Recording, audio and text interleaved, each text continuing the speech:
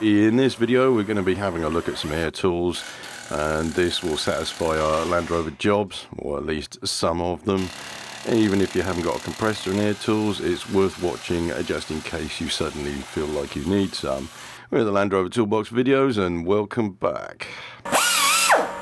Alright then, so I've bought a few tools home from work, and I'm going to run through a few because these will be found useful for stuff that we do on our vehicles.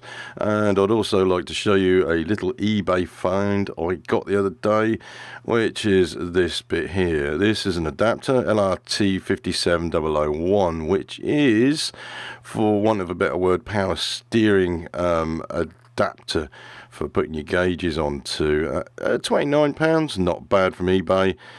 Special service tools book here, which is LR0522ENG, describes this as a test adapter. And you also need pipes. You can see the test adapter here. This actually applies a load to the system, and anybody who's into hydraulics, has fit PTOs or whatever, this will actually test the PVR, or the pressure release valve. That's this little brass fitting here. But basically we'll have to build up some pipes and get a gauge so we can be testing the output of some pumps. In the meantime, however, it's got its own special little drawer now in the toolbox, and we'll come back to that later. So what we have first is an air nibbler, and yeah, some of you know what these do, some of you may not. So yeah, basically what this does is cut steel by punching it. Okay, so you have a punch here, and it works really quickly. It's effective, and if you see the operation here, I'm doing it really slow, but it does actually lift past the cutout. So what you're doing, with an angle grinder you can cut straight lines. With the air nibbler you can cut corners. That's for up to 1.5mm steel thickness, or aluminium, and it's pretty good, especially for those fabrication jobs. And the finish on it is not too bad actually. You can see there how the cuts come. So yeah, that's one of the tools. Now I use this on occasions when I have to go round something. So yeah, basically it has a speed control here, and that is about it. You have a trigger and not much more. The heads do need replacing from time to time. The cost of it is £59.94 from Arkwright. I spent an extra £20 on this when I bought it from my local welding suppliers. So this one at Arkwright is quite a bonus, and this is not sponsored, I'm just giving you a heads up on this. Okay, the other thing is the 3/8 angle drive ratchet. Now, these are handy for getting in places like near engines, but these are actually quite weak. They don't break off, they just don't have the power to do it. And you'd be upset if you came into Air Tools and realised it couldn't do it. However, something like this, which is the new type of air gun, this is, for want of a better word, it's a stubby, because it's a 1/2-inch drive. And you can get it from numerous tool suppliers now. I've seen them on flyers all over the place. 1/2-inch drive, and these are beasts. This one here is the laser tool one. If you're interested, 5586. You can find it in the catalogue. The date is up here, 9,000 RPM, and it's 450 foot-pounds torque, which actually they are a bit more than that. They're pretty good. My one's a Mac Tools. The specs are exactly the same, so they're probably knocked up in the same factory somewhere. The bonus about having that extra little bit of power, that can help you rip out nuts and bolts, especially if you've got a lot of seized ones. On this chassis here, yeah, I've been getting around to getting this handle off. But what I usually do if I've got corroded nuts and bolts is I will tighten them, and I'll keep tightening them until they snap, like so. It's actually a quicker way of removing them instead of struggling. Obviously with this you get your head of your bolts stuck in it, so a punch knocks it out like so. Okay, the other thing I want to talk about is air hammer fittings, and before I do, I'll just let you know that these sort of air hammers, and this one's from Laser Tools, will run at about £4 CFM, which is not bad, much better than a spray gun, for instance, less volume. Now, the Blue Point, which I've got, is also, as you've seen, like Laser Tools one, which was a catalogue one, plenty of different fittings for it, and surprisingly enough, you can get really lazy using these, but I want to show you the Vibrashock, which I borrowed this, and I find this really interesting. Basically, it's got a shank and a holder plus sockets, and I'm going to show you how to use these. Now, Sykes Pickavant do one if you can't get on a snap-on van, and it's sort of roughly the same price.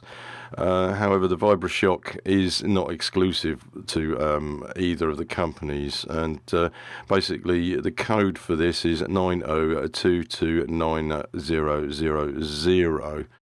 Quick search on the internet, and I found one at £70 for the kit. Well, it might be a little bit excessive for you. It depends how much work you've got to do.